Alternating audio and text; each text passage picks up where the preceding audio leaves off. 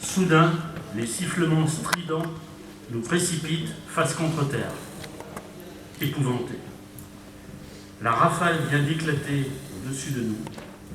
Les hommes, à genoux, recroquevillés, le sac sur la tête, se soudent les uns contre les autres. La tête sous le sac, je jette un coup d'œil sur mes voisins, haletants, secoués de tremblements nerveux, la bouche contractée par un rictus affreux. Tous claquent des dents. Cette attente de la mort est terrible.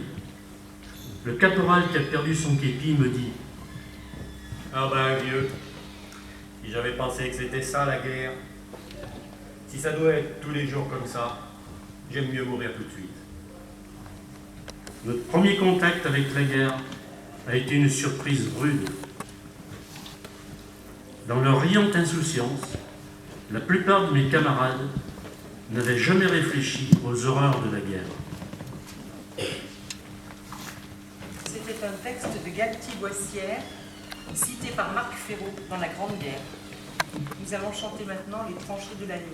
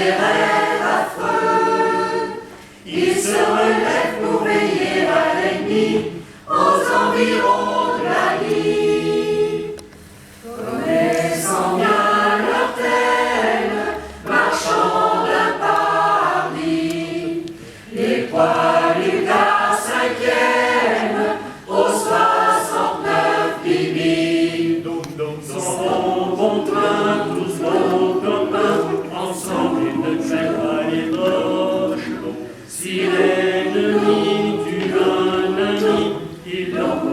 chemin de ses roses.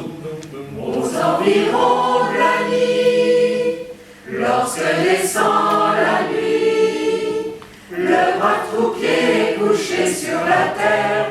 Dans son sommeil, il oublie la misère. Si la paix venait sous peu, comme nous serions heureux, plus de massacres, nous verrions nos pays qui sont loin de la nuit.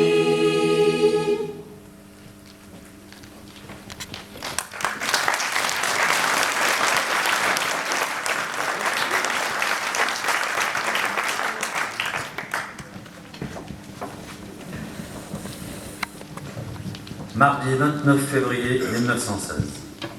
L'attaque allemande de Verdun a continué. Formidable. C'est la grande offensive tant annoncée. Le carnage est immense. La débauche des projectiles d'artillerie est incroyable.